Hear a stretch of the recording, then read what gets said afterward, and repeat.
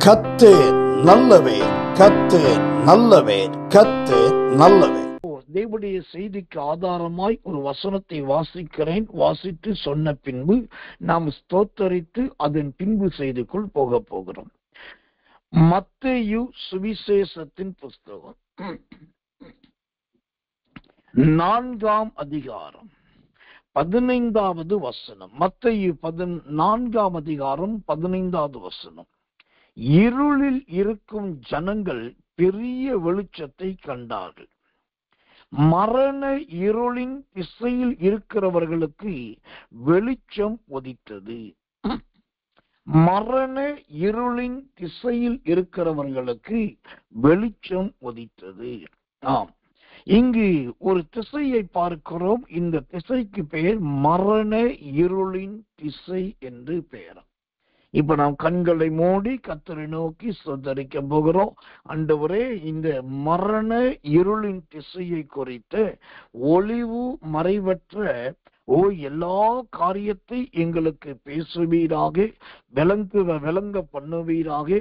ஆண்டவரே, இவைகளுடைய தன்மைகளை தெரிந்து கொள்ள கர்த்தர் உதவி செய்வீராக என்று சொல்லி எல்லாரும் ஒப்பு கொடுத்து கர்த்தரை ஸ்தோத்திரம் பண்ணுவோம். இயேசுவின் நாமத்தினாலே கர்த்தரை ஸ்தோத்தரிப்போம். ஸ்தோத்திரம், ஸ்தோத்திரம், ஸ்தோத்திரம், ஸ்தோத்திரம், ஸ்தோத்திரம், ஸ்தோத்திரம், ஸ்தோத்திரம், ஸ்தோத்திரம், ஸ்தோத்திரம், ஸ்தோத்திரம், ஸ்தோத்திரம், ஸ்தோத்திரம் ஐயா.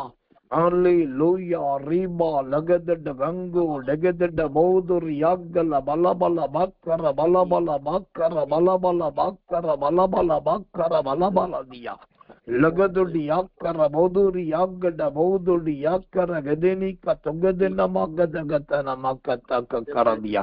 கிருபையே மேக்கு ஸ்தோத்திரம், தயவே மேக்கு ஸ்தோத்திரம், வல்லவரே மேக்கு ஸ்தோத்திரம் ஐயா. மகத்துவத்தின் மாட்சிமையே மேக்கு ஸ்தோத்திரம்.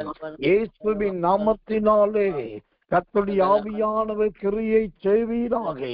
லபௌதியா கடகதடாதடகத நீக்கதோ கடகதட பௌதியா கடகதரவரவரவரவரதியா. உடைய வார்த்தைகள் எழுந்தருளுவதாக, உடைய சத்தங்கள் துணிப்பதாக. கர்த்தர் ராஜரீகம் பண்ணுவீராக. சுயம் மாமிசம் மறைக்கப்படுவதாக. தேவ சத்தம் தேவ சித்தம் உண்டாவதாக. நன்றி பிதாவே. ஸ்தோத்திரம், ஸ்தோத்திரம், ஸ்தோத்திரம், ஸ்தோத்திரம், ஸ்தோத்திரம். Amen, amen. Praise the Lord. கர்த்தர் நல்லவர், கர்த்தர் நல்லவர், கர்த்தர் நல்லவர். இன்றைக்கு நாம் வாசித்த அந்த மத்தேயு சுவிசேஷம் 4ஆம் அதிகாரம் 15வது வசனத்தை வாசித்தால் மரண இருளின் திசை என்று அங்கு வேதம் சொல்லு. திசையிலேயே திசை. இது மரணத்துக்கான ஒரு திசை. என்னையா செத்து போறதுக்கு கூட ஒரு திசை இருக்கிறதா அப்படின்னு கேட்டாக்கா, எல்லாவற்றுக்கும் ஒரு திசை உண்டு. அதை போல மரணத்துக்கும் ஒரு திசை உண்டு. இந்த மரண இருளின் திசை இப்போ ஒவ்வொன்றுக்கும் ஒரு திசை இருக்கு. வடக்கு திசை இருக்கிறது, தெற்கு திசை இருக்குது, கிழக்கு திசை இருக்கிறது, மேற்கு திசை இருக்குது. இதை எல்லா கால குறிப்புகளுக்காக தேவன் ஒவ்வொரு திசைகளை வைத்தார். சரி, இப்படி ஒவ்வொரு நாளும் ஒவ்வொரு திசையை குறித்து இருக்கிறதே. இந்த மரண இருளின் திசை என்றால் அந்த மரணத்துக்கான திசை என்ன திசைன்னா, அது நீங்கள் ஆச்சரியப்படுவீர்கள். இந்த மரண இருளின் திசை என்பது கீழ் திசையை குறிக்கிறதா இருக்கிறது. கர்த்தர் நல்லவே, கர்த்தர் நல்லவே, கர்த்தர் நல்லவே. கீழ் திசை. ஏன் கீழ் திசை என்று சொல்லுகிறேன் என்று சொன்னால், மறிக்கிறவர்கள் சோத்திரம் நேராய் கீழே இறங்குகிறவர்களாய் இருக்கிறார்கள்.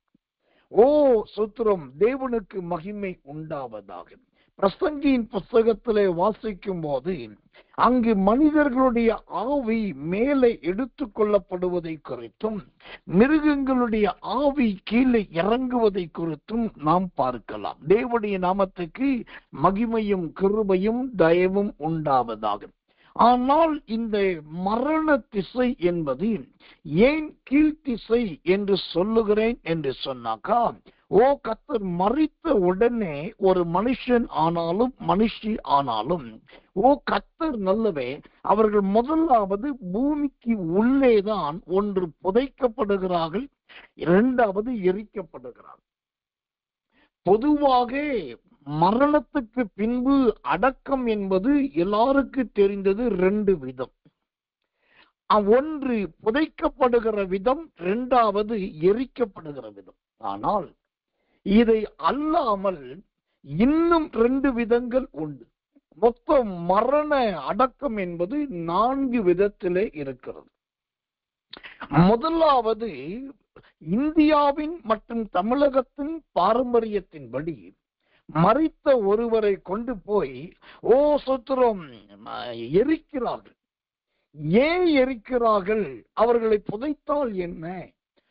வரலாறு, சரித்திரம் எல்லாமே புதைத்தார்கள் என்றுதானே இருக்கிறது. எரிக்கிறார் என்றால் அதற்கு அதுல முதியோர் மூத்தோர் சொல்லுகிற காரியம், மனுஷன் இருக்கும்போது தான் ரொம்ப கஷ்டப்பட்டான், இப்ப செத்துட்டான், செத்ததுக்கு அப்புறம் அவனை கொண்டு போய் பூமிக்குள்ள புதைச்சாக்கா முதலாவது அவனுக்கு மண்ணு மூடும், இரண்டாவது புழுக்கம் உண்டாகும், மூணாவது இறுக்கம் உண்டாகும், நாலாவது அவனுக்கு சோத்திரம் கத்த நல்ல புழு அரிக்கும், அஞ்சாவது எல்லாம் உளுத்து போகும், ஆறாவது அவன் சரீரம் கொஞ்சம் கொஞ்சமா உருவழியும், அதுக்கப்புறம் கடைசியாதான் அவன் தலை மயிரானது அது சோத்திரம் உருவழியறதுக்கு கிட்டத்தட்ட 2 வருடத்துக்கு மேலே ஆகும்.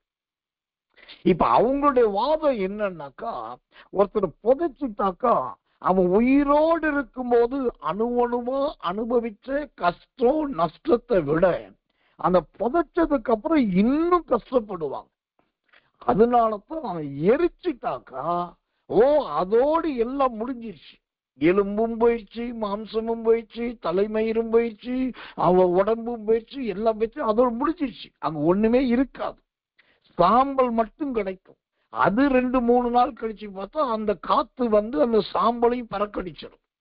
அப்போ அவன் சீக்கிரத்துல அவனு முடிவு வந்துடும். இதுதான் செத்தவர்களை எரிப்பதற்கான முதல் கோட்பாடு. இது பொதுவான ஒரு கருத்து. இதுதான் வரலாறு என்று நான் சொல்லல, இது பொதுவான ஒரு கோட்பாடு. இரண்டாவதாக, மரித்தவர்களை அடக்கம் பண்ணுகிறார்கள். இந்த அடக்கம் பண்ணுவது எதை குறிக்கிறது?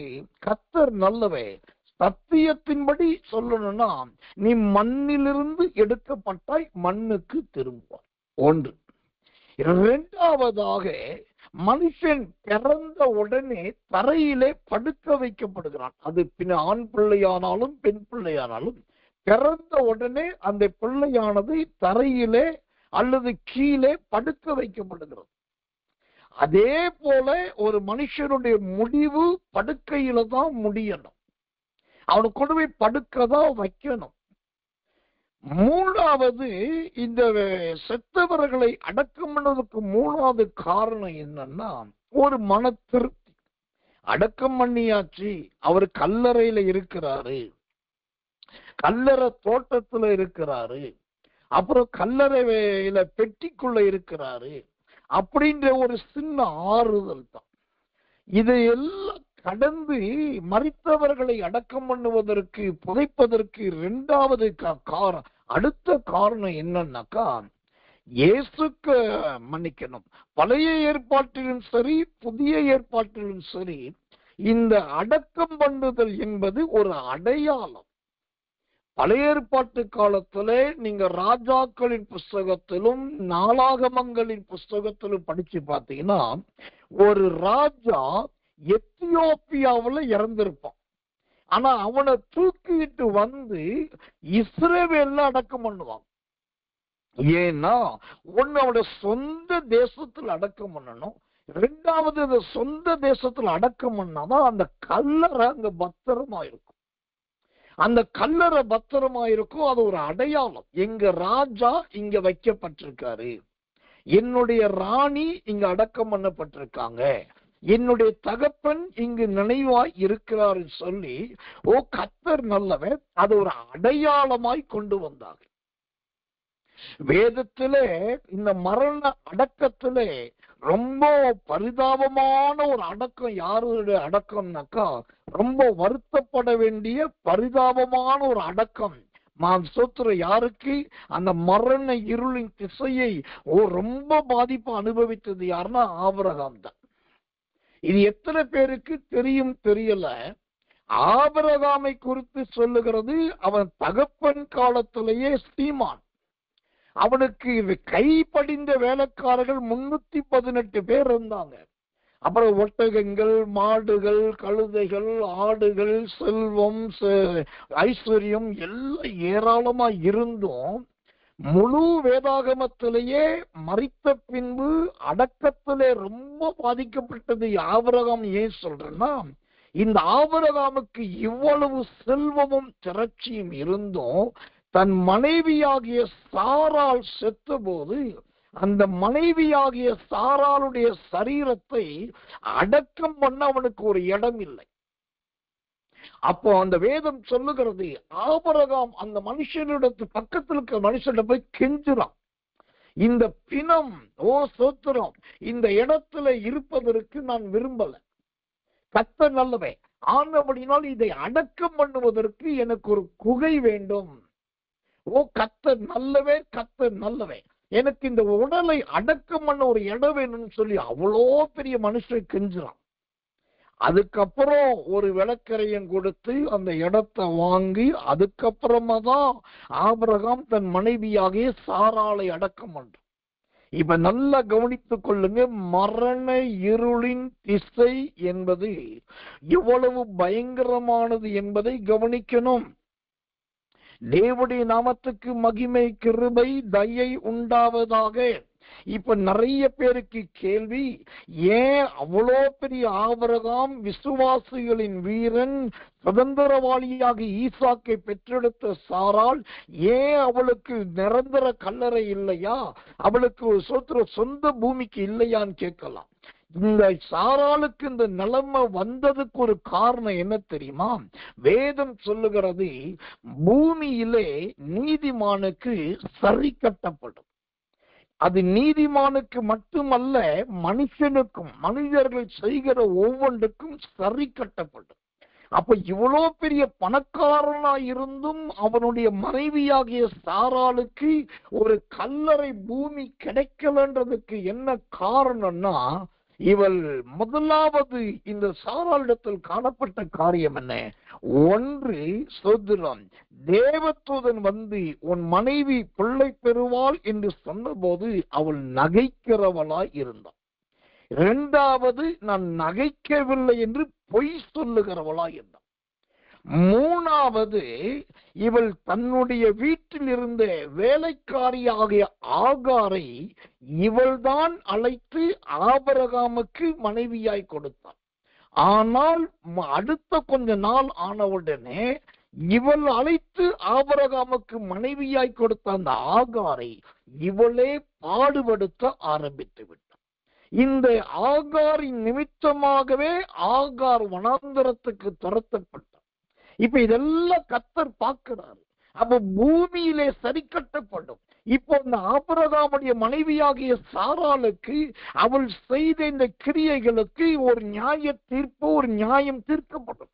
அதனாலதான் அவன் மரித்த பின்பு கூட அங்க உடனே சுத்துற ஒரு குகை கிடைக்கல, ஒரு கல்லறை கிடைக்கல, கடந்து போகல. அப்ப இதுல இருந்து ஒரு சத்தியம் என்ன தெரிகிறது? மரண இருளின் திசையை நோக்கி எல்லாருமே போய்தான் ஆகணும். போறதுக்கு முன்னாடி முடிஞ்ச வரைக்கும் நியாயத்தை செய்யுங்க, முடிஞ்ச வரைக்கும் நீதியை செய்யுங்க. நீங்க நியாயமும் செய்ய முடியல, நீதியும் செய்ய முடியலன்னா உங்களுக்கு இன்னொரு வழியை சொல்லித்தரேன். அமைதியா ஒதுங்கிருங்க, எங்கேயும் வீராப்பு காட்டாதீங்க. செத்த பின்னாடி கூட அலைய வேண்டியதா இருக்கும். சரி, இப்போ மரண இருளின் திசை. இப்போ முதலாவது சொன்னேன், செத்தவர்களை எரிக்கிற முறைமை. இரண்டாவதாக அடக்கம் பண்ணுகிற முறைமை. மூன்றாவது இன்னொரு முறைமை உண்டு.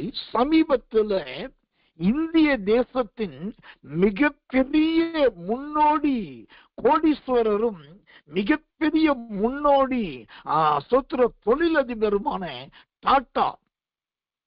டாடா அவர்கள் மரித்தார். அவர்கள் மரித்த போது அவரை குறித்து நிறைய கட்டுரைகள்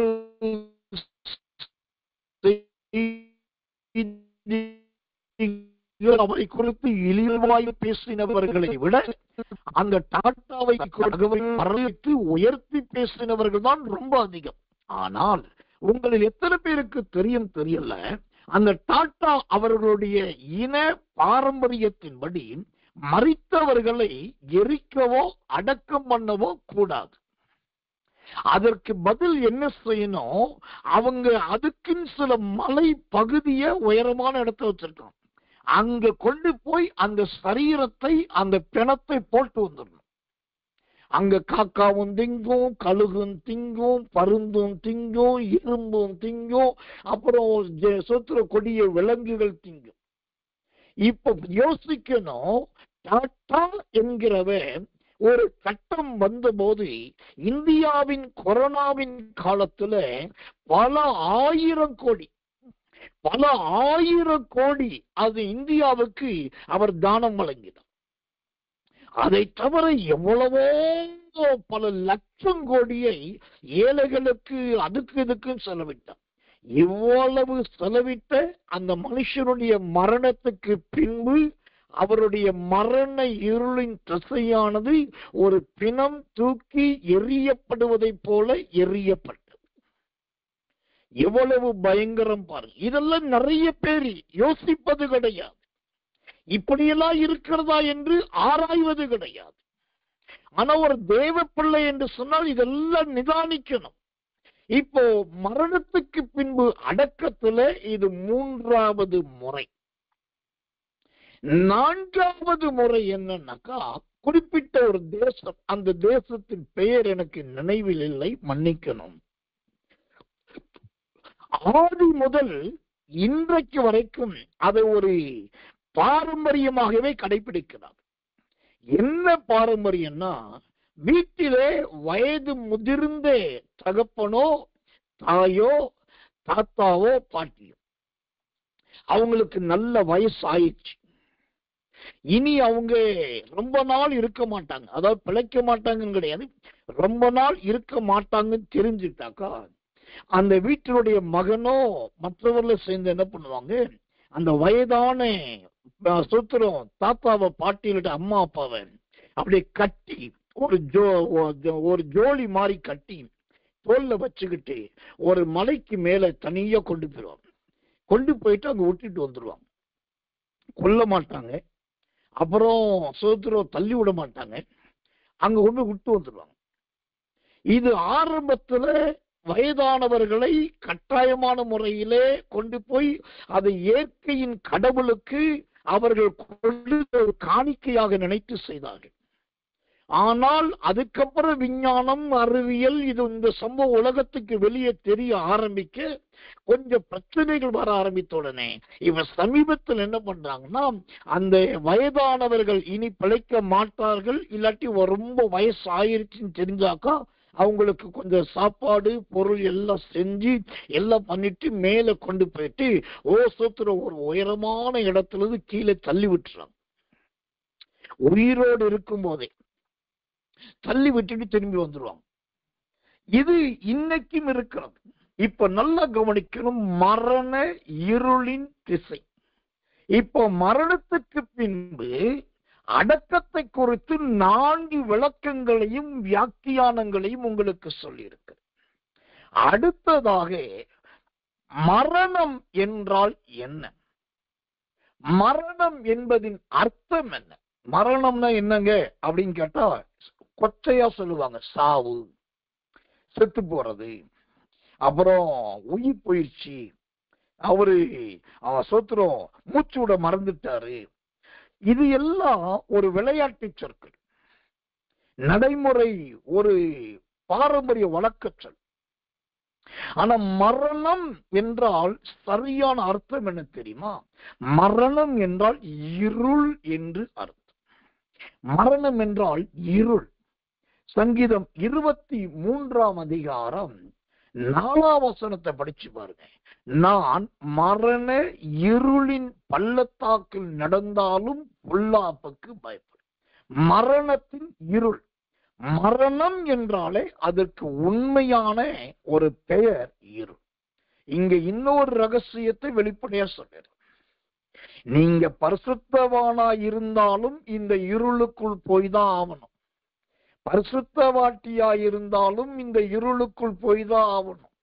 நீங்க விசுவாசியோ, ரட்சிக்கப்பட்டவரோ, ரட்சிக்கப்படலையோ, மனம் திரும்பினீங்களோ, மனம் திரும்பலையோ, ஞானஸ்நானம் எடுத்தீங்களோ, ஞானஸ்நானம் எடுக்கலையோ, திருவிருந்து எடுத்தீங்களோ, திருவிருந்து எடுக்கலையோ, ஓசத்துல மற்ற மார்க்கத்தை பின்பற்றினீர்களோ, கிறிஸ்தவ மார்க்கத்தை பின்பற்றினீர்களோ தெரியாது. யார் செத்தாலும் அவர்கள் முதலாவது சந்திக்க வேண்டிய முதல் அனுபவமே இருள்தான். கல்லறைக்குள் வைக்கும் போதே, அந்த மண்ணை போடும் போதே சூரியனுடைய வெளிச்சம் அங்கே மறைக்கப்பட்டது. அதுக்கப்புறம் அவர்கள் வெளிச்சத்தை பார்க்க போவதில்லை. அப்ப மரணத்துக்கு பெயரே இருள். இதுல இருந்து ஒண்ணு தெரிந்து கொள்ளுங்க, அதெல்லாம் கிடையாதுங்க, செத்ததுக்கு அப்புறம் தானே இருள், அதுதான் கிடையாது. இந்த மரணத்தின் இருள் எப்போ ஒரு மனுஷனோட வாழ்க்கையில முதல் உதிக்கிறது என்று சொன்னால், ஒரு மனுஷன் அல்லது ஒரு மனுஷி என்றைக்கு இந்த பூமியிலே ஒரு ஸ்திரீயின் மூலமாய் பிரசவிக்கப்பட்டு அவசர பூமியிலே பிறக்கிறார்களோ, அவங்க பிறக்கிற அந்த நேரத்திலேயே இந்த மரணத்தின் இருள் அவர்களோடு வந்துருது. அது அவங்க விரும்பினாலும் வரதான் செய்யும், விரும்பாவிட்டாலும் வரதான் செய்யும். இந்த இருளை பிரித்து ஒரு மனுஷனை எடுக்கவே முடியாது. இந்த இருளை பிரித்து யாரையும் தனித்துவப்படுத்தவே முடியாது. மரண இருள். இப்போ இதன்படி பார்த்தாக்கா, எலியாவை எடுத்துக்கொள்ளுங்க. அவர் சாகவே இல்லையே, மரண இருள் சந்தித்தாரா அப்படின்னாக்கா அவர் சாகல, அதனால மரண இருளுக்குள் போகல. ஆனா உயிரோடு இருக்கும்போது பல முறை மரண இருள் வந்தது. ஏசபேல் துரத்தினாள், ஆகாப் துரத்தினான், மற்ற ஜனங்கள் துரத்தினார்கள். ஒரு முறை குகைக்குள் போய் ஒளிந்து கொள்ளுகிறார், ஒரு முறை கேரி ஆற்றங்கரையில போய் ஒளிந்து கொள்ளுகிறார், ஒரு முறை ஓரே பர்வதத்துல போய் ஒளிந்து கொள்ளுகிறார். இப்படி அவர் உயிரோடு இருக்கும்போது மரண இருள் பல முறை துரத்தினது. ஆனாலும் அவர் மரண இருளுக்குள் போகல. அப்போ எலியாவுக்கு மட்டும் மரணம் கிடையாது, எலியாவுக்கு மட்டும் மரண இருள் அவர் சந்திக்க மாட்டார் என்று நீங்க நினைக்க கூடாது. மனுஷனாய் பிறந்த எல்லாருக்கும் மரணம் உண்டு, அதிலே மனுஷகுமாரனாக இயேசுவுக்கு. அதன்படி பார்த்தால் இனி வருகிற காலத்துல அந்தி கிறிஸ்துவின் நாட்களிலே அந்த எலியாவை கீழே அனுப்புவார், அவன் ஊழியம் செய்வார். அப்பொழுது அந்தி கிறிஸ்துவின் நாட்களில் கொல்லப்படுவார்.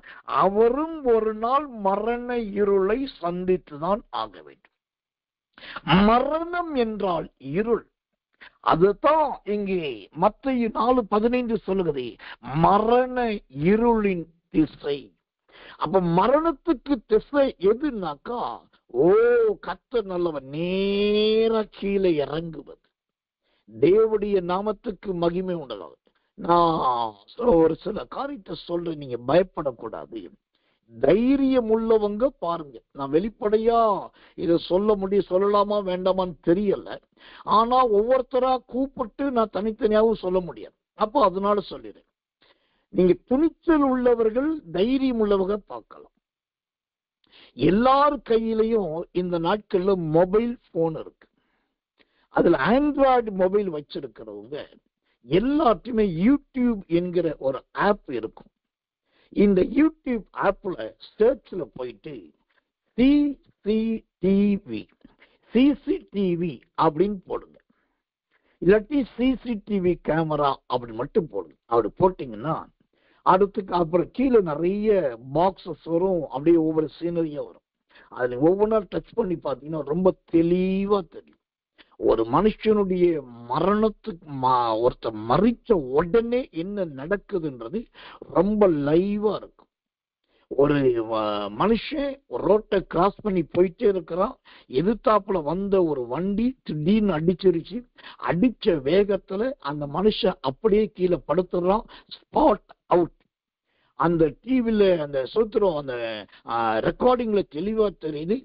ஆக்சிடென்ட் ஆகி அவன் அந்த இடத்துல ஸ்பாட் அவுட் ஆன அடுத்த 1 நிமிஷம் முதல் 3 நிமிஷத்துக்குள்ள அந்த கீழே விழுந்து அடிபட்டு செத்த மனுஷனுக்குள்ள இருந்து அந்த ஆவி என்கிற ஆத்மா அப்படியே மேலே எழும்பி வரதை பார்க்கலாம். மேலே எழும்பி வந்துட்டு அப்படியே பக்கத்துல அந்த பாடி பக்கத்துல அப்படி நிற்கும். ஒரு செகண்ட், அதாவது சில செகண்ட்ஸ் வச்சுக்கோங்க, இல்லாட்டி ஜஸ்ட் 1 or 2 minutes வச்சுக்கோங்க. அப்படி நிற்கும், உடனே ஒன்னாக அப்படி நிற்கும். நின்று அங்கங்கு பார்த்துட்டு ஒரு சில ஆவி கொஞ்சம் பறந்து போறத பார்க்கலாம், மற்ற சிலருடைய ஆவி அப்படியே இருக்கிற இடத்துல தெரியாம மறைஞ்சி கரைஞ்சி போறத பார்க்கலாம். இந்த சிசிடிவி என்கிற இந்த ஆப் சோத்திரம் அந்த சர்ச்ல போய் நீங்க பாத்தீங்கன்னா வீட்டுக்கு உள்ள இந்த மரணத்தின் ஆவிகள் வர்றத பார்க்கலாம். ஒரு அம்மா விளக்கமாற வச்சு வீட்டை கூட்டிட்டு இருப்பாங்க. நல்லா அந்த வீட்டுல யாருமே இருக்க மாட்டாங்க. பட்ட பகல் மத்தியானம் ஒரு 12, 1 மணி இருக்கும். அப்போ கூட்டிகிட்டே இருப்பாங்க. இவங்க ஹாலை கூட்டிகிட்டே அப்படியே அடுத்த ரூம் கூட்டிட்டு போவாங்க. அப்ப பார்ப்பாங்க, திடீர்னு ஏதோ ஒரு அந்த இடத்துல அசைறது தெரியும். ஒரு சின்ன உரசல் சத்தம் கேட்கும். உரசல் சத்தம் திரும்பி பார்க்கறாங்க, மேல வச்சிருந்த ஒரு பொருள் வந்து தானாகவே கீழே இருக்கு. இப்போ அந்த ஆவியின் கிரியை, இந்த மரணத்தின் ஆவிகள், இது சோத்திரம் சிசிடிவில மாத்திரம் கிடையாது. என் வாழ்க்கையில இந்த மரணத்தின் ஆவிகளை நிறைய பார்த்திருக்கிறேன். இது நான் பெருமைக்காக சொல்லல, எனக்கு எல்லா அனுபவம் இருக்குன்றதுக்காக சொல்ல நடந்த சம்பவம். நான் அடிக்கடி தனி ஜபத்துக்காக போகிறவன் என்பது உங்களுக்கே தெரியும். அது இந்நாட்கள் கிடையாது, அந்நாட்கள் முதற்கொண்டே அது எனக்கு ஒரு பழக்கம். தனி ஜபத்துக்கு எங்கேயாவது போயிடுவேன், காட்டுக்கு போயிடுவேன், அப்புறம் வனாந்தரத்துக்கு போயிடுவேன், மலைப்பகுதிகளுக்கு போயிடுவேன், அப்புறம் மரங்களுக்கு கீழே போயிடுவேன், வயக்காட்டுல போய் உட்காந்து ஜெபம் பண்ணுவேன். இப்படி தனி ஜபத்துக்கு எப்பயும் போறது என்னுடைய அது ஒரு ஊழிய வாழ்க்கையில அது ஒரு தனி பழக்கம். ஒரு நாள் நான் வீட்டுல இருக்கும்போது எங்கேயாவது தனியா போய் ஜெபிச்சா நல்லா இருக்கும், உள்ளேயே இருக்கிறோமே அப்படின்றப்போ மதுரையில ஒரு ஊழியக்காரர் ராஜா அப்படின்னு சொல்லி ஒரு மிஷனரி, அந்த மிஷனரிட்ட சொல்றேன், நான் இப்படி மதுரைக்கு வர்றேன், எனக்கு தனியா உட்காந்து நல்லா ஜெபிக்கணும், ஏதாவது ஒரு இடம் இருந்தா சொல்லுங்க. ஐயா, என்னையா அப்படி சொல்லிட்டீங்க, உங்களுக்குன்னா யாரு எதையும் எந்த கதவு திறந்து கொடுப்பாங்க, நீங்க வாங்க அப்படின்ட்டாரு. சரி சொல்லி மதுரைக்கு போயிட்டேன், ஒரு ஊழிய ஸ்தலத்துக்கு போயிட்டேன். அங்க போயிட்டு பேசிக்கிட்டு இருந்தோம். அப்போ அவர் சொன்னா, இடம்லாம் ரெடி பண்ணிட்டையா, வாங்கன்னு சொல்லி என்னை கூட்டு போனா மதுரைக்கு அவுட்டர்ல ஒரு சோதரம், நல்ல ஒரு சிம்பிள் சிட்டி, ஒரு சின்ன ஒரு நகரம். அது சோதரம் நிறைய தனித்தனி அபார்ட்மெண்ட் உள்ள வீடுகள், கிட்டத்தட்ட 100கணக்கான வீடுகள். அதுல அந்த வீட்டு அந்த லைன்ல ஒரு கடைசிக்கு முந்தின வீடு. இது வந்து நல்ல ஒரு விசுவாசியின் வீடு, நல்லா கவனிக்கிறோம், நல்ல ஒரு விசுவாசியின் வீடு. அங்கே கர்த்தருடைய பிள்ளைகள் தான் இருக்காங்க.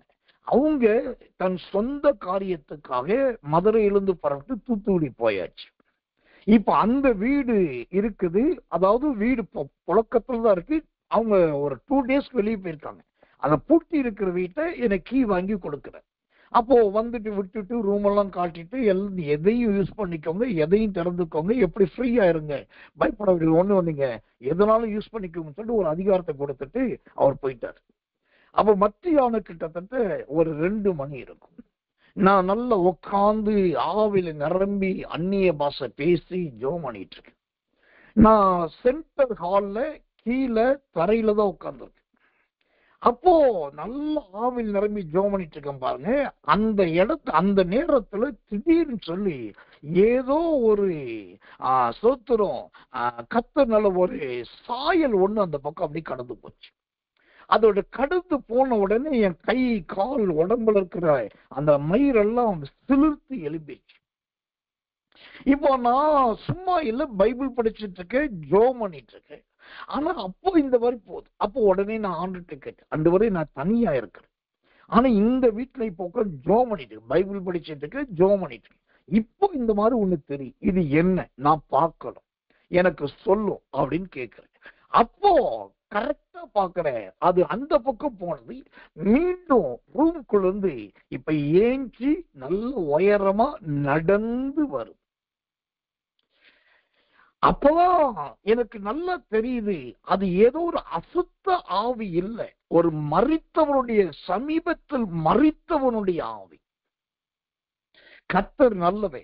யோசிச்சு பாருங்க எப்படி இருக்கும். ஒரு தனி மனுஷன், ஒரு தனி வீடு, பட்ட பகலை, மற்ற வெளி சத்தம் எதுவும் கிடையாது, அடைக்கப்பட்ட வீடு, உட்கார்ந்து ஸ்தோத்திரம் பண்ணி ஜோம் பண்ணிட்டு இருக்கேன். அப்ப ஏதோ ஒரு சாயல் அப்படி போகுது, சொல்றோம். அதுக்கப்புறம் அப்படி நான் கேட்ட உடனே ஆண்டவர் சொல்ல அது திரும்ப வருது. அப்ப இந்த நேரத்தில் எப்படி இருந்திருக்கும்? இப்போ இதெல்லாம் தான் நான் சொல்றது. அந்த தேவனோடு நடக்கும் போது எல்லாத்தையுமே கர்த்தர் கற்றுக் கொடுப்பார். இதை விட இந்த சில மரணத்தின் ஆவிகளை நேரில் பார்க்கிற பாக்கியத்தை கொடுத்திருக்கார் ஆண்டவர். அதாவது அதுல சோத்திரம், தெருவுல போற நாயை ஏன் வாழை பிடிச்சு இழுக்கணும்னு கேட்பாங்க. ஆனா சில ஆவிக்குரியவர்களுக்கு இந்த வாழை பிடிச்சு இழுக்கிற சம்பவம் எல்லாம் கஷ்டம் கிடையாது, அது ரொம்ப விரும்பியே செய்வாங்க. நான் ரொம்ப சின்ன பையன், நான் சின்ன பையனாக்கா கிட்டத்தட்ட ஒரு 8ஆம் வகுப்பு முடித்து 9ஆம் வகுப்பு கூட அதிகமா போல. அப்போ அங்க போயிட்டு இருக்கும் போது நான் இருந்தது சிவகங்கை பட்டணம். அது நான் சிவகங்கை பட்டணத்துல அந்த காலத்துல சிவகங்கையை ஆண்ட அந்த ராஜா, அந்த ராஜாவுடைய அரண்மனை, அந்த அரண்மனை தான் எங்களுடைய ஹாஸ்டல். அந்த அரண்மனையில தான் நான் தங்கி இருக்கேன். அப்பயே இங்க சொல்லுவாங்க, இந்த இங்க வந்து ராத்திரில வந்து அந்த செத்த ராஜா வருவான், ராணி வருவான், அப்புறம் இங்க ராஜா வந்து நிறைய பெண்களை கொண்டு போட்டான், அந்த பெண்கள்லாம் வருவாங்க அப்படின்னு.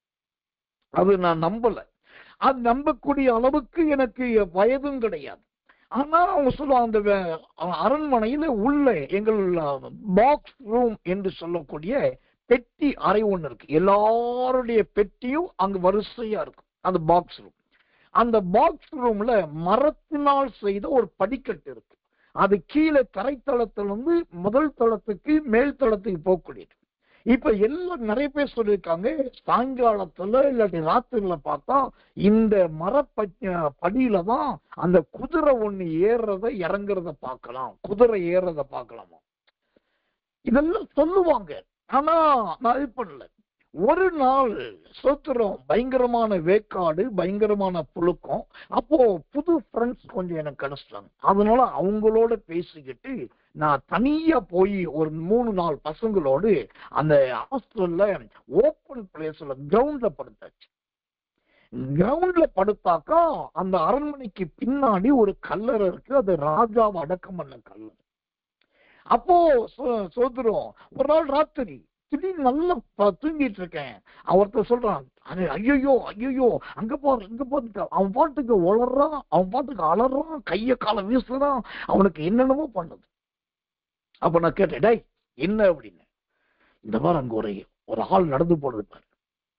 ஆள் தானே நடந்து போனாங்க, ஏன் பயப்படுற? ஆள் இல்ல, ஆள் மாதிரி ஆவி.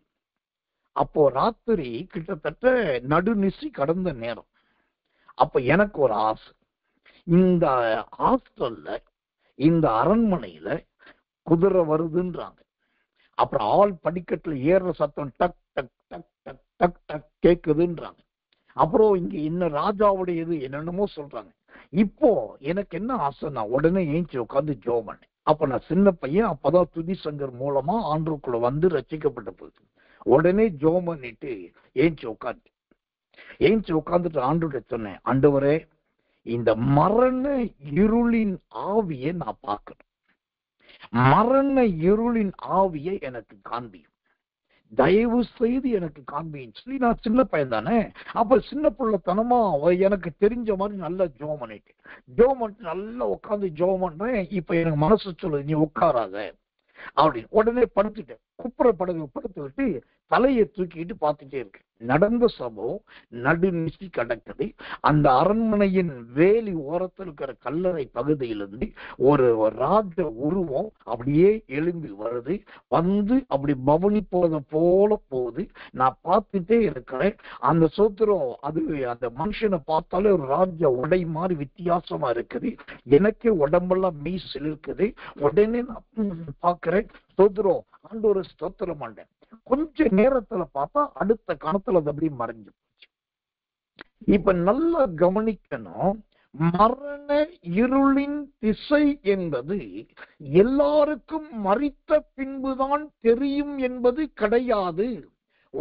மரண இருளை குறித்த வெளிப்பாடை உயிரோடு இருக்கும் போதே தேவன் ஏதோ சில விதத்திலே அவர்களுக்கு காண்பித்து விடுவார், சொல்லி விடுவார். கர்த்தர் நல்லவே, கர்த்தர் நல்லவே. இன்னொன்னு நல்லா தெரிஞ்சுக்கணும். மரணத்தை குறித்து பயத்தோடு பேசினவர்களை விட மரணத்தை குறித்து நல்ல வார்த்தை சொன்னவர்கள் வேதத்திலே பலர் இருக்கிறாங்க. சங்கீதக்காரனாகிய தாவீது சொன்னான், நான் மரண இருளின் பள்ளத்தாக்கில் நடந்தாலும் பொல்லாப்புக்கு பயப்படேன். அது ஒரு நல்ல வார்த்தை. கர்த்தர் நல்லவே. அது மாத்திரமல்ல, நான் ஊழியத்துக்கு போகிறேன், அங்கு என்ன சம்பவிக்கும் என்பது எனக்கு தெரியும் என்று பவுல் சொல்லுகிறார். அப்ப தெரிஞ்சே மரணம் வரும் என்று தெரிந்திருந்து அங்கு போகிறார். அது ஒரு நல்ல சம்பவம். நியாயாதிபதிகளின் புஸ்தகம் 5ஆம் அதிகாரம் 18ஆம் வசனத்திலே செபுலோன் என்கிற வாலிபனும் நப்தலி என்கிற வாலிபனோ 2 பேர் நிற்கிறாங்க. அந்த வசனம் சொல்லுது, தங்களுக்கு மரணம் நேரிடும் என்று தெரிந்திருந்தும் அவர்கள் யுத்தத்தின் முனையிலே துணிந்து நின்றார்கள். அப்போ மரணத்தை குறித்து தெரிஞ்சு அவங்க பயப்படல, துணிஞ்சு நின்றாங்க. இப்போ மரணம் என்பது தேவனை சார்ந்தவர்களுக்கும் தேவனோடு நடக்கிறவர்களுக்கும் அது வாழ்க்கையில் நடக்கிற ஒரு சம்பவம். அது ஒரு சம்பவம், அது ஒரு முடிவு, அவ்வளவுதான். அதை குறித்து ரொம்ப திகிலடைய வேண்டிய காரியங்கள் நமக்கு இல்லை. இப்போ நான் முதலாவது சொன்னேன், மரணத்துக்கு பின்பு 4 விதமான அடக்கங்கள். 2வது சொன்னேன், மரணம் என்றால் அதனுடைய அர்த்தமே இருள் என்று சொன்னேன். 3வது சொன்னேன், மரித்தவர்களுடைய ஆவி நடமாடுவது உண்டு என்று சொன்னேன்.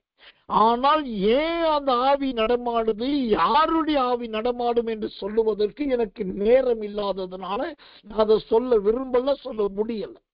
ஆனா மரணத்துக்கு பின்பு அந்த ஆவிகள் நடமாட்டம் கண்டிப்பாய் உண்டு. அடுத்ததாக இந்த மரணத்தை குறித்து ஆவியானவர் இன்னொரு வார்த்தை எழுதி வச்சிருக்கிறார். பாருங்க என்ன எழுதி வச்சிருக்கிறாரு. யோபுவின் புஸ்தகம் 24ஆம் அதிகாரம் 17வது வசனம். யோபு 24:17. விடியற் காலமும் அவர்களுக்கு மரண இருள் போல் இருக்கிறது.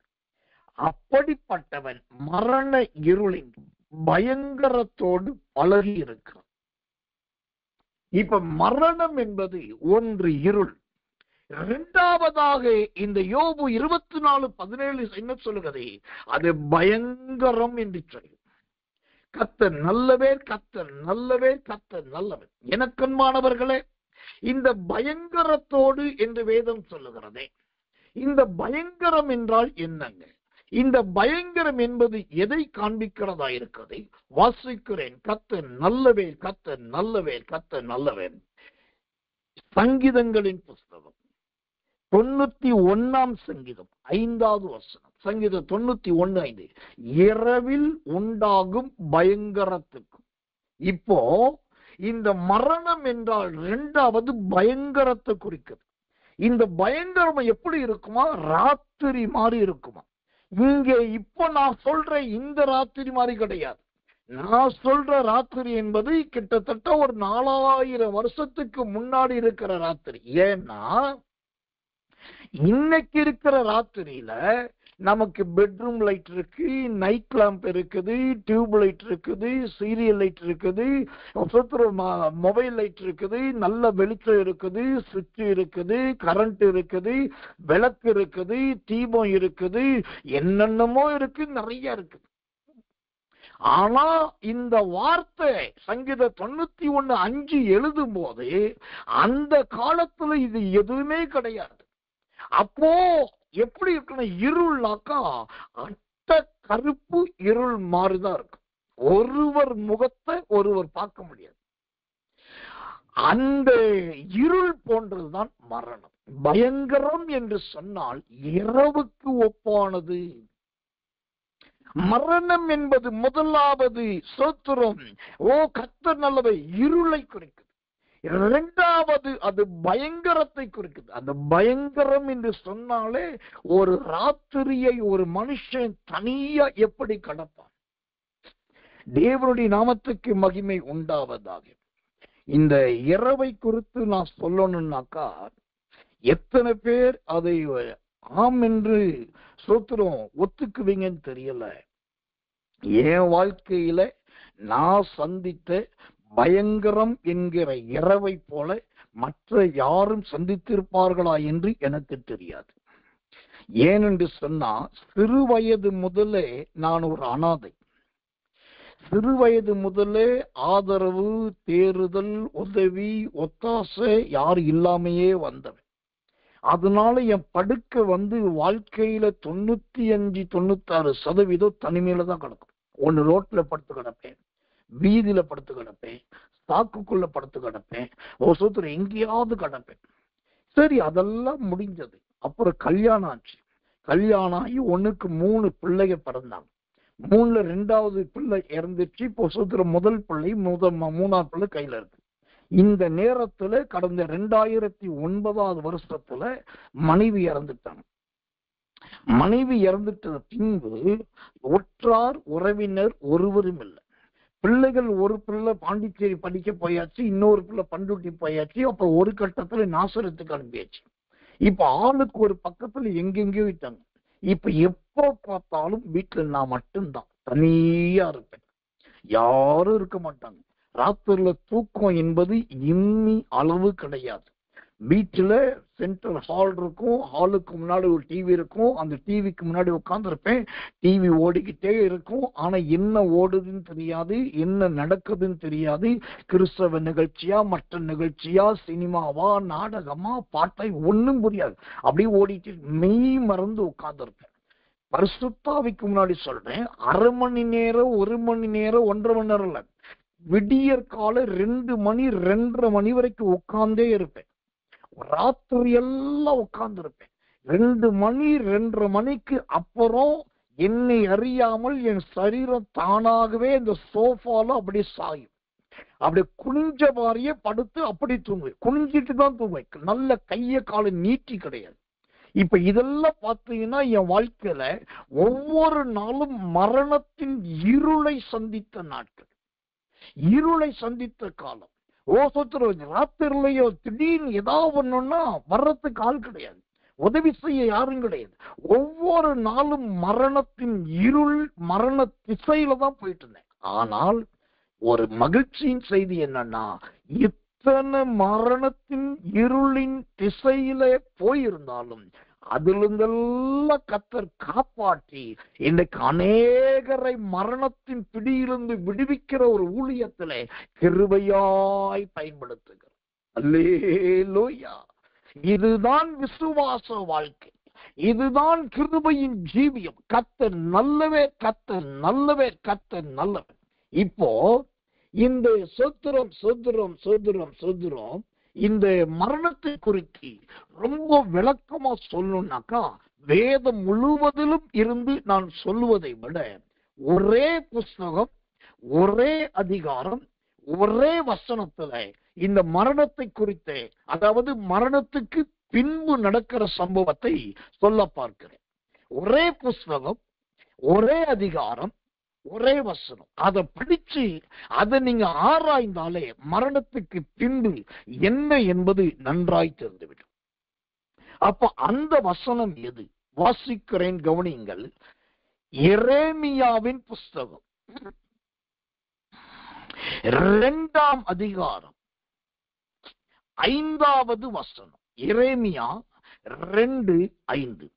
கர்த்தர் சொல்லுகிறது என்னவென்றால், எங்களை எகிப்து தேசத்திலிருந்து வரப்பண்ணினவரும், அடுத்தது வனாந்தர வெளியும் பள்ளங்களும் உள்ள தேசமும், வறட்சியும் மரண இருளும் உள்ள தேசமும், ஒருவனும் கடவாமலும் ஒரு மனுஷனும் குடி இராமலும் இருக்கிற தேசமுமான வனாந்தரத்தில் எங்களை நடத்தினவருமாகிய கர்த்தர். அல்லேலூயா. ஒரு மனுஷனுடைய மரண இருளின் திசை என்பதின் ஒட்டுமொத்த சாராம்சத்தின் சத்தியத்தை சொல்லுவதுதான் இந்த வசனம். இந்த மரணத்துக்கு பின்பு அவர்கள் சந்திக்கிற 6 சம்பவங்கள் இங்கு சொல்லப்பட்டது. அந்த 6 சம்பவங்கள் என்ன? எடுத்துக்கொள்ளுங்கள். அது எரேமியா 2ஆம் அதிகாரம் 5ஆம் வசனத்தை. முதலாவதாக அவாந்தர வெளி. அவாந்தர வெளி. கர்த்தருடைய நல்லவர், கர்த்தர் நல்லவர், கர்த்தர் நல்லவர். அவாந்தர வெளி என்றால் என்ன? கர்த்தருடைய நாமத்துக்கு மகிமை உண்டாவதாக. இந்த அவாந்தர வெளி என்பது எதை காண்பிக்கிறதா இருக்கிறது? வேதத்திலிருந்து ஒரு வசனத்தை அவாந்தர வெளிக்காக வாசிக்கிறேன், கவனிங்கள். கர்த்தர் நல்லவர், கர்த்தர் நல்லவர், கர்த்தர் நல்லவர். தேவனுடைய நாமத்துக்கு மகிமை, கிருபை, தயை உண்டாவதாக. Jesus name. Jesus name. கர்த்தரால் மன்னிக்கணும். சோதரம். தேவனுக்கு மகிமை உண்டாவதாக. ஏசாயாவின் புஸ்தகம் கர்த்தர் நல்லவர் 43ஆம் அதிகாரம் 20வது வசனம். ஏசாயா 43:20. நான் தெரிந்து கொண்ட என் ஜனத்தின் தாகத்துக்கு வனாந்தரத்திலே தண்ணீர்களையும் அவாந்தர வெளியிலே ஆறுகளையும் உண்டாக்குவதினால் காட்டு மிருகங்களும் வலு சர்ப்பங்களும் கோட்டான் குஞ்சுகளும் என்னை கனம் பண்ணும். அவாந்தர வெளி என்றால் என்ன அர்த்தம் தெரியுமா? இந்த ஏசாயா 43:20 சொல்லுகிறது. ஒன்று, அது காட்டு மிருகங்கள் இருக்கிறது. 2வது வலு சர்ப்பங்கள் இருப்பது. 3வது கோட்டான் குஞ்சுகள் இருப்பது. இப்படிப்பட்டவைகள் இருக்கிற இடம்தான் சுத்திரம் அவாந்தர வெளி. ஒரு மனுஷன் மரித்த பின்பு அந்த மரண இருளின் திசையில நடக்க ஆரம்பிக்கும் போது அவர்கள் முதலாவது சந்திப்பது இந்த அவாந்தர வெளி. தேவனுக்கு மகிமை உண்டாவதாக. 2வதாக அந்த எரேமியா 2ஆம் அதிகாரம் 5ஆம் வசனம் சொல்லுகிறது, பள்ளத்தாக்குகள் உள்ள கர்த்தருடைய நாமத்துக்கு மகிமையும் கிருபையும் தயவும் உண்டாவதாக. எனக்கன்பான தெய்வ பிள்ளைகளே, இந்த பள்ளத்தாக்குகள் என்பது என்ன? இந்த பள்ளத்தாக்கு சொல்றோம், பள்ளங்களும் உள்ள. இந்த பள்ளங்கள் என்பது எதை காண்பிக்கிறது? ஓ, தேவனுடைய நாமத்துக்கு மகிமையும் கிருபையும் தயவும் உண்டாவதாக. ஒரு வசனத்தை வாசிக்கிறேன், கவனிங்கள். இந்த பள்ளங்களும் உள்ள கர்த்தர் நல்லவர், கர்த்தர் நல்லவர். அந்த எரேமியாவின் புஸ்தகம் 14ஆம் அதிகாரம் 3வது வசனம். எரேமியா 14:3. இவர்கள் பள்ளங்களுக்கு போய் தண்ணீரை காணாமல். இப்போ இந்த மரணத்துக்கு பின்பு அவர்கள் சந்திக்கிற 2வது இடம் எதுனா பள்ளங்கள். அதுதான் சொன்னேன், கிறிஸ்தவர்களும் தேவனுடைய பிள்ளைகளும் குழியை தோண்டி அங்கு புதைக்கிறார்கள். அதுவே அவர்கள் வாழ்க்கையில உண்டாகிற பள்ளம். இப்போ இந்த பள்ளத்தை குறித்து சரியான ஒரு விளக்கம் உங்களுக்கு வேண்டும் என்று சொன்னா, நீங்க லூக்கா சுவிசேஷத்துல ஐஸ்வர்யவான் லாசருவின் மரணத்தை எடுத்து வாசித்து பாருங்க. ஓ, கர்த்தர் நல்லவர். அங்கு ஆபிரகாம் சொல்லுகிறார், நீங்கள் அங்க இருந்து இங்க வராதபடிக்கும், நாங்கள் இங்க இருந்து அங்க வராதபடிக்கும் உங்களுக்கும் எங்களுக்கும் நடுவிலே ஒரு பெரிய பள்ளம் இருக்கிறது. தேவனுடைய நாமத்துக்கு மகிமை கிருபை தயை உண்டாவதாக. ஒரு பெரிய பள்ளம் இருக்குது. அப்போ இந்த பள்ளம் எதை குறிக்கிறது? உயிரோடு இருக்கிறவர்களையும் மரித்து போனவர்களையும் வேறு பிரிக்கிற இடம்தான் இந்த பள்ளம். இந்த பள்ளத்துக்கு பெயர் சிலர் கல்லறை என்று சொல்லுகிறார்கள், புதைக்கிற இடம். இந்த கல்லறை என்பதற்கு வேதத்துல இன்னொரு பேர் இருக்குது, கோரி என்று இருக்கிறது. கோரி என்று சொன்னால் மரித்தவர்களை அடக்கம் பண்ணுகிற அந்த பள்ளம். அந்த பள்ளத்துக்கு பேர்தான் கோரி. யோபுவின் புஸ்தகம் 21 அதிகாரம் 32 வசனம் வாசிக்கிறேன். அவன் கல்லறைக்கு கொண்டு வரப்படுகிறான், அவன் கோரி காக்கப்பட்டு. இப்ப மரித்த பின்பு அவர்கள் சந்திக்கிற இரண்டாவது அனுபவம் பள்ளங்கள். அங்கு மேடானவைகள் சமதளமானவைகள் அதெல்லாம் இருக்காது. அப்படி பயங்கரமான பள்ளமும் குழியும் ஆழமுமா தான் காணப்படும். ஏனென்றால் மனுஷி கால்களை வைத்து நடக்க போவது கிடையாது. அவர்கள் ஆத்துமாவாய் ஆவியாகிவிட்டது. ஆனபடியினால் இப்ப அவங்க போற பாதையே ஒரு சமதளமான பாதையா இருக்காது, அது பள்ளங்கள் போன்றது காணப்படும். மூன்றாவதாக அந்த எரேமியா 2:5 சொல்லுகிறது, மரணத்துக்கு பின்பு அந்த சரீரம் சந்திக்கிற மூன்றாவது அனுபவம் எதை குறிக்கிறது? வறட்சி. தேவனுடைய நாமத்துக்கு மகிமையும் கிருபையும் தயவும் உண்டாவதாக. வறட்சி என்று சொன்னால் சாதாரணமான வறட்சி இல்லைங்க. நீங்க இருக்கிற உங்களுக்கு வைக்கப்பட்ட இடமே காஞ்சி போயிடும். ஓசத்துல நீர் சுவருகிற அனுபவம் இருக்காது. ஓசத்துல ஆவியா இருக்கிறதுனால தாகம், அங்க தண்ணீர் தேவை என்றாலும் தண்ணீர் கிடைக்காது. ஓசத்துல எந்த செழிப்பு இருக்காது. ரொம்ப முக்கியமா மரங்களை நீங்க பார்க்க முடியும், மரங்களின் கனிகளை உங்களால் புசிக்க முடியாது. நல்ல கனிகளை நீங்கள் பார்க்க முடியும், கனிகளை உங்களால் எடுக்க முடியாது. அதன் பின்பு நீங்கள் உங்களுக்கு காணப்படுவது எல்லாமே வறட்சி தான். அதுதான் மரண இருளின் திசை. இப்போ இந்த வறட்சி எங்க வரைக்கும் கொண்டு போகும்னா நரகம் வரைக்கும். அங்கேயும் கந்தகத்தை உள்ள போட்டுருவாங்க. இன்னொரு பக்கம் புழு கடிக்கிறதா இருக்கும், பூச்சிகள் வந்து நின்றுவதா இருக்கும். இது எல்லாமே பயங்கரமான வறட்சியின் அனுபவங்கள். தேவனுடைய நாமத்துக்கு மகிமையும் கிருபையும் தயவும் உண்டாவதாக. அதுக்கப்புறம்தான் நாலாவதா சொல்லுது, அந்த எரேமியா 2:5 சொல்லுது, இருளும் உள்ள தேசம். இருளும் உள்ள தேசம். கர்த்தர் நல்லவர், கர்த்தர் நல்லவர், கர்த்தர் நல்லவர். எனக்கன்பான தேவ பிள்ளைகளே, இந்த இருளும் உள்ள தேசம் என்பது எதை காண்பிக்கிறதா இருக்கிறது? இந்த இருளும் இருக்கிறதான இந்த அனுபவம் எப்படிப்பட்டது? கொஞ்சமேனும் வெளிச்சம் இருக்காது. கர்த்தர் நல்லவர். இந்த இருளை, மரணத்துக்கு பின்பு சந்திக்க வேண்டிய இருளை உயிரோடு இருக்கும் போதே ஒருவன் சந்தித்தான் என்று வேதம் சொல்லுது. யார் அதை சந்தித்தது? அப்போஸ்தலர் நடவடிக்கைகளின் புஸ்தகம் 13 அதிகாரம் 11 வசனத்தை வாசித்தால், இதோ இப்பொழுதே கர்த்தருடைய கை உன்மேல் வந்திருக்கிறது, சில காலம் சூரியனை காணாமல் நீ குருடனா இருப்பாய் என்றாம். உடனே மந்தாரமும் இருளும் அவன் மேல் விழுந்தது. அவன் தடுமாறி கைலாகு கொடுக்கிறவர்களை தேடினான். அல்லேலூயா. மரணத்துக்கு பின்பு அவர்கள் சந்திக்கிற மிகப்பெரிய பயங்கரமான ஒரு அனுபவம் இருள். அது மந்தாரம் போல இருக்கும். அங்க தடுமாற்றங்கள் இருக்கும். இந்த பக்கம் போறதா அந்த பக்கம் போறதா தெரியாது. மேல பறக்கிறதா கீழே பறக்கிறதா தெரியாது. அப்பா வீட்டுக்கு போறதா அம்மா வீட்டுக்கு போறதா தெரியாது. ஒரே அலைந்து திரிகிற அனுபவமா தான் இருக்கும். இது எல்லாமே கர்த்தர் நல்லவே. கிறிஸ்துவுக்குள் அல்லாதே, கிறிஸ்துவை ஏற்றுக்கொள்ளாதே, தேவனுடைய ரட்சிப்பை அடையாதே, சத்தியத்தை விசுவாசிக்காதே, சத்துரு தேவனுக்கு கீழ்ப்படியாதே, அவர்களுடைய மரணத்துக்கு பின்பு இவைகள் எல்லாம் நடக்கக்கூடியதா இருக்கும். இப்போ அடுத்து 5வதாக அந்த எரேமியா 2:5 சொல்லுகிறது, கடவாமலும். அப்படின்னா என்ன அர்த்தம்? எல்லா இடத்துக்கும் நீங்க போக முடியுமா? செத்த பின்பு உங்க ஆவி எல்லா இடத்துக்கும் போக முடியுமா அப்படின்னாக்கா சுத்திரம் அதுதான் முடியாது. ஏன்னாக்கா கர்த்தர் நல்லவே, கர்த்தர் நல்லவே. கடவாமலும் அப்படின்னாக்கா ஒரு குறிப்பிட்ட அளவுக்கு தான் உங்களால போக முடியும். ஒரு குறிப்பிட்ட இடத்தை தான் உங்களால சொத்து பார்க்க முடியும், அனுபவிக்க முடியும். எல்லா இடத்துக்கு போவோம், பூமி எல்லாம் சுத்த முடியுமா? முடியாது. ஏனென்றால் மரணத்துக்கு பின்பு சிலருக்கு தேவன் எல்லையை குறித்து விடுகிறார். அல்லேலூயா. அதனால தான் யோபுவில வாசிக்கிறோம், கடக்க கூடாத எல்லையை கடந்தாகும்.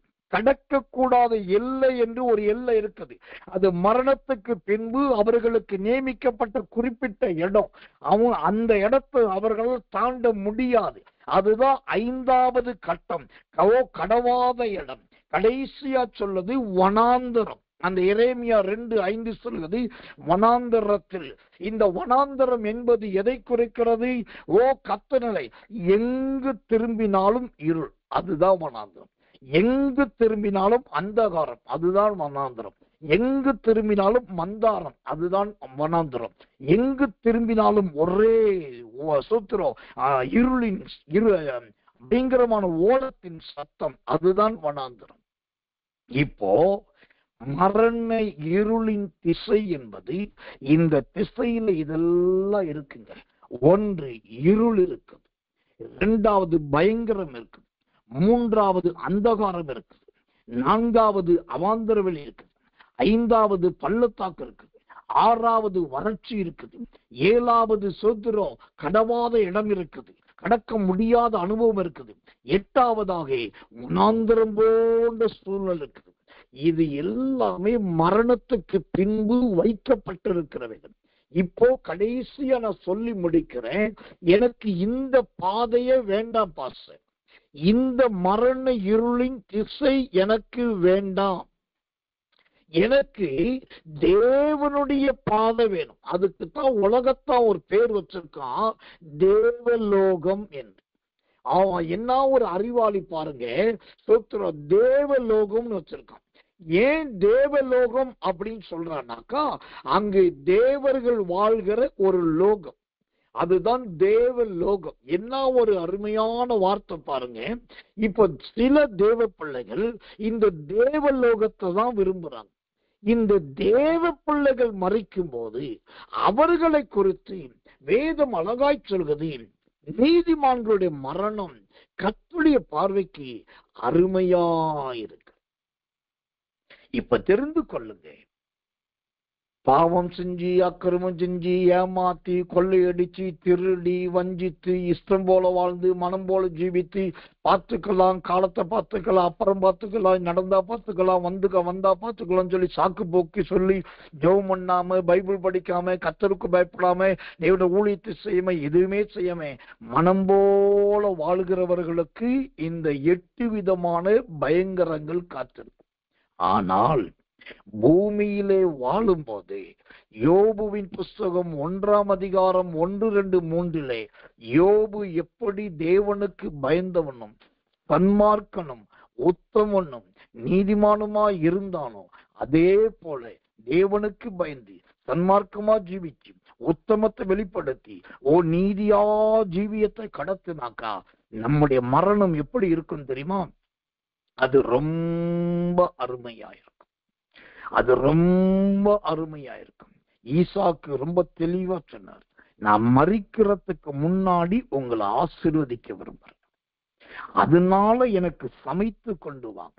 அப்போ அந்த ஈசாக்கு மரணத்தை குறித்து நல்லா தெரிஞ்சிருச்சு. அதனாலதான் அவர் சொல்றாரு, நான் உங்களை ஆசீர்வதிக்க விரும்புறேன்.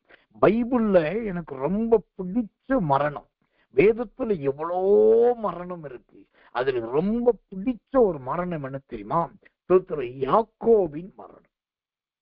யாக்கோபின் மரணம். கர்த்தருடைய நாமத்துக்கு மகிமையும் கிருபையும் தயவும் உண்டா. ஏன்னாக்கா அந்த யாக்கோபு தன் சோத்திரம், கர்த்தர் நல்லவன், அவன் கடைசியா மரிக்கிறதுக்கு முன்னாடி தன்னுடைய குமார்கள் எல்லாம் சோத்திரம் வரவழைத்து, கர்த்தர் நல்லவர், கர்த்தர் நல்லவர், கர்த்தர் நல்லவர் என்ன செய்கிறான்? அப்படியே எல்லாரையும் ஆசீர்வதித்து விட்டு அவன் கைகளை கால்களை முடக்கி கொண்டு, தேவனுடைய நாமத்துக்கு மகிமையும் கிருபையும் தயவும் உண்டாவதாக, தன் எல்லா பிள்ளைகளும் சுற்றிலும் இருக்க அவன் ஸ்தூலித்து அப்படியே பிதாக்களண்டையில் சேர்க்கப்பட்டான். பைபிள்ல இதை தவிர எத்தனையோ மரணங்கள் உண்டு. ஆனா எனக்கு பிடிச்சது அவள் சொந்த மனைவி, அவருடைய குமாரர்கள், அவருடைய பிள்ளைகள், சொந்தக்காரர்கள் எல்லாரும் கட்டி சுத்தி இருக்கிறாங்க. ஆனா அந்த நேரத்துல இந்த யாக்கோபு அழகா பட்டியலில், ஓ சொல்கிறோம், தேவனுடைய நாமத்துக்கு மகிமையும் கிருபையும் தயவும் உண்டாவதாக, எல்லாருக்கும் முன்பாக நல்ல அருமையான ஒரு மரணத்தை சந்திக்கிறார். இந்த மரணம் தான், ஓ கர்த்தர் நல்லவே, நமக்கு தேவை. அந்த வசனத்தை, ஓ கர்த்தர் நல்லவே, நான் வாசிக்கிறேன் ஜெபத்தோடு கவனியுங்கள். கர்த்தர் நல்லவே, கர்த்தர் நல்லவே, கர்த்தர் நல்லவே. ஆதியாகமத்தின் புஸ்தகம் சொல்கிறோம் 49ஆம் அதிகாரம் 33வது வசனம். ஆதியாகமம் 49:33. யாக்கோபு தன் குமாரருக்கு கட்டளையிட்டு முடித்த பின்பு அவன் தன் கால்களை கட்டிலின் மேல் மடக்கி கொண்டு ஜீவித்து போய் தன் ஜனத்தாரோட சேர்க்கப்பட்டான். ஓ யாக்கோபு தன் குமாரருக்கு கட்டளையிட்டு முடித்த பின்பு அவன் தன் கால்களை கட்டின் மேல் மடக்கி கொண்டு ஜீவித்து போய் தன் ஜனத்தாரோட சேர்க்கப்பட்டான். அல்லேலூயா. சாகரத்துக்கு முன்னாடி எல்லாரையும் கூப்பிட்டு பக்கத்தை நிக்க வச்சு ஆசீர்வதித்து, ஓ சொத்து அவர்கள் சொல்ல வேண்டிய சொல்லிட்டு தான் காலை தூக்கி தானே மடக்கிக்கிட்டு அப்படியே கண்ணை மூடிக்கிட்டு அவன் சொத்துரம் ஜீவித்து போனான். அப்படின்னா நல்லா வாழ்ந்துட்டு போயிருக்கு. இதுதான் ஒரு பரிசுத்தவானுடைய, ஒரு நீதிமானுடைய நல்ல மரணம். வேதத்திலேயே ரொம்ப துக்ககரமான மரணம், ஒருவருக்கு நடக்கக்கூடாத மரணம்னா அது எந்த மரணம் தெரியுமா? ஓ மோசே ஆரோனுடைய மரணம். ஆரோனுடைய மரணம் ஏன்னாக்கா, ஒரு நாள் கர்த்தர் சொல்லிட்டார், ஆரோன் வாப்பா, நீ ஓர் என்னும் மலைக்கு மேலே வா. அங்க மேல போகும்போது உன் சகோதரனாகிய மோசையை கூப்பிட்டுக்க, கூடவே உன்னோட குமாரர்களை கூப்பிட்டுக்க. இவன் நேர மலைக்கு மேலே ஏறு. அங்க போய் ஆரோனே, உன்னுடைய ஆசாரிய வஸ்திரத்தை கலட்டி உன் மகனுக்கு மேலே உடுத்து.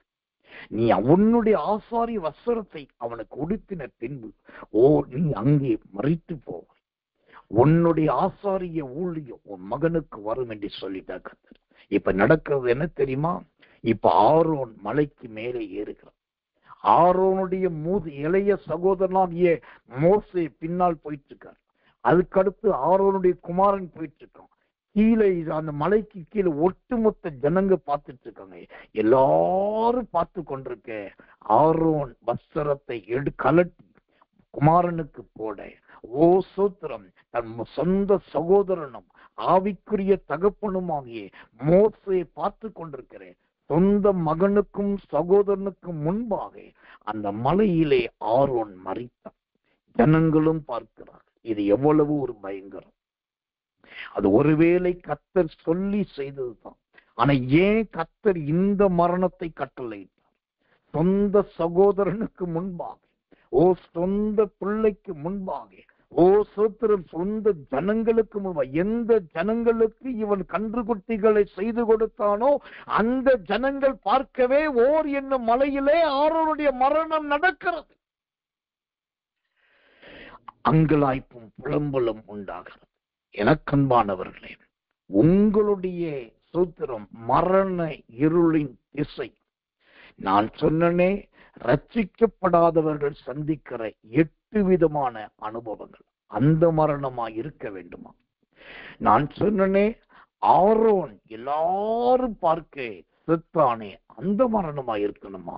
இல்லாவிட்டால் நான் சொன்னனே, யாக்கோபு எல்லா பிள்ளைகளையும் ஆசீர்வதித்து எல்லாரையும் வாழ்த்திட்டு எல்லாருக்கும் முன்பாக கால்களை முடக்கி கொள்ளி அவன் ஜீவித்து போனானே, அந்த மாதிரி இருக்கணுமா? நீங்கள் தான் முடிவெடுக்க வேண்டும். மரணம் எல்லாருக்கும் ஒன்று, ஆனா அதோட விதங்கள் வேறு. அந்த விதம் மனுஷனுக்கும் தேவனுக்கும் இடையில் இருக்கிற உறவை வைத்துதான் அந்த விதமே இருக்குது. அதோடைய சூத்திர பலனே இருக்குது. மரணத்தின் பலன் அந்த மனுஷனுடைய வாழ்க்கையை பொறுத்துதான் இருக்கு.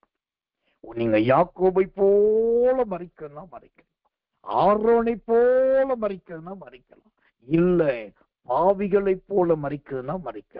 இந்த மரண இருளின் திசை உங்களுக்கு நல்ல ஒரு சத்தியத்தை கற்றுக் கொடுப்பது, நல்ல ஒரு வெளிப்பாட்டை சொல்லிக் கொடுப்பது. ஆண்டவரே, உம்முடைய கிருபையின் கரத்திலே என்னை ஒப்பு கொடுக்கிறேன் என்று சொல்லி அர்ப்பணித்து தாழ்த்தி எல்லாரும் சோதரம் பண்ணி ஜெபம் பண்ணுவோம். இயேசுவின் நாமத்தினாலே சோதரம் சோதரம் சதுரம் சதுரமையா சதுரமையா சதுரமையா சபால பால பால பால கத கத டபால பால பல பல பகட கத டபால பல பல பல பல பல பல பக கரத ஓரியா சபகதி கத டபோதியா கத்த கத்துரபல பல பல பல பலதியா. ஆவியானவரே, உமக்கு நன்றி நன்றி நன்றி பிதாவே. ஆவியானவரே, இப்படி நல்ல ஆலோசனைகளுக்காக ஸ்தோத்திரம், தைரியமான சத்தியத்துக்காக ஸ்தோத்திரம். ஆண்டவரே, நாங்கள் கற்றுக்கொள்ள வேண்டியவைகளை எங்களுக்கு சொல்லிக் கொடுத்ததற்காக ஸ்தோத்திரமையா ஸ்தோத்திரமையா ஸ்தோத்திரமையா. நன்றி பிதாவே. ஆமென். நாம் ஜெபிப்போம். அன்புள்ள நல்ல பரம பிதாவே, நல்ல அருமையான இந்த ராத்திரி வேளையில் ஒவ்வொரு நாளும் ஒவ்வொரு திசையை குறித்து கர்த்தர் கற்றுக் கொடுத்து வருகிறார். அந்த வரிசையில் இன்றைக்கு மனுஷன் சந்திக்கிற கடைசி திசையாகிய மரண இருளின் திசையை குறித்து அனுபவங்களோடு அந்த ஒரு சத்தியங்களோடு கர்த்தர் எங்களை கடிந்து கொண்டும் எச்சரித்தும் வெளிப்படுத்தின நல்ல வார்த்தைகளுக்காக பயம்பத்தை எடுத்து போடும், திகிலை எடுத்து போடும், கலக்கத்தை எடுத்து போடும். ஆண்டவரே, யாக்கோபை போல பிதாவாகிய தேவனை கொண்டு எல்லாரையும் ஆசீர்வதித்து எல்லாருக்கு முன்பாக கால்களை முடக்கி கொண்டு ஜீவித்து போகிற அந்த ஆவிக்குரிய மரணம், அந்த கிறிஸ்துவின் மரணம், அந்த நல்ல மரணத்தை தேவன் கொடுப்பீராக. இது குறித்த வெளிப்பாடு இல்லாதவர்கள் இன்னும் வெளிப்பாடுகளை பெற்றுக் கொள்ளட்டும். பிள்ளைகளுக்கு தைரியப்படுத்தும், துணிச்சல், எந்த பயமும் இல்லாமல் காத்துக்கொள்ளும், ஆளுகை செய்யும். இயேசுவின் ரத்தம் செய்யும். இயேசுவின் நாமத்தில் ஜெபிக்கிறோம் நல்ல பிதாவே. ஆமென், ஆமென், ஆமென்.